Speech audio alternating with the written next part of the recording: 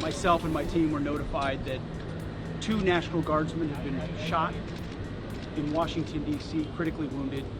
The shooter shot in a cowardly, dastardly act targeting the best of America, heroes willing to serve in Washington, D.C., serve for people they don't know and they've never met because they love their country and their capital and their community. They were willing to do dangerous things others were not because they love their fellow Americans. Someone decided to turn that into targeting National Guardsmen. That will only stiffen our resolve. We will never back down. We will secure our capital. We will secure our cities. In fact, this happened just steps away from the White House. It will not stand. And that's why President Trump has asked me, and I will ask the Secretary of the Army to the National Guard, to add 500 additional troops, National Guardsmen, to Washington, D.C.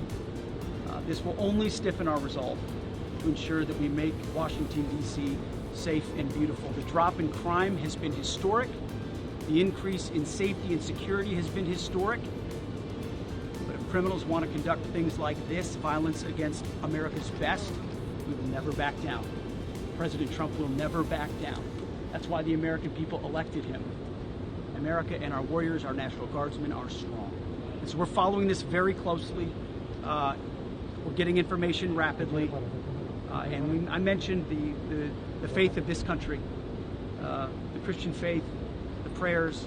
I would ask for prayers for our National Guardsmen. Excuse me, Mr. Appeals to heaven for our National Guardsmen, for their families, on bended knee as a War Department, as a nation. Excuse me. We will never back down. Know anything about them right now. Venezuela. We had a couple of great, productive meetings with the President and Minister of Defense here, where we are dedicated to the counter-cartel effort here. Criminality knows no boundaries, whether it's the United States of America and Washington, D.C., or it's the Caribbean and the Western Hemisphere. We are going to go after narco-terrorists. It will not stand. Our borders will be secure, whether it's the Dominican Republic or the United States of America, and we look forward to working with our partners to make it happen. You know, President Trump believes in a clear principle: peace through strength. You get peace by being strong. And if you're a narco-terrorist who wants to bring drugs to the United States of America, we will find you, we will fix you, and we will finish you, because we have all the rights in the world. We've got lots of attorneys and lots of intel analysts, and we know exactly who we're targeting and why.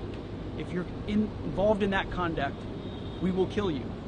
It's that deadly serious because of the poison that has made its way into the American public for far too long. President Trump is serious about it. We're serious about it. And we're proud to be working with the Dominican Republic, another country very serious about ensuring that cartels don't set the agenda. We do. Thank you very much. It's been a great series of meetings. Thank you very much.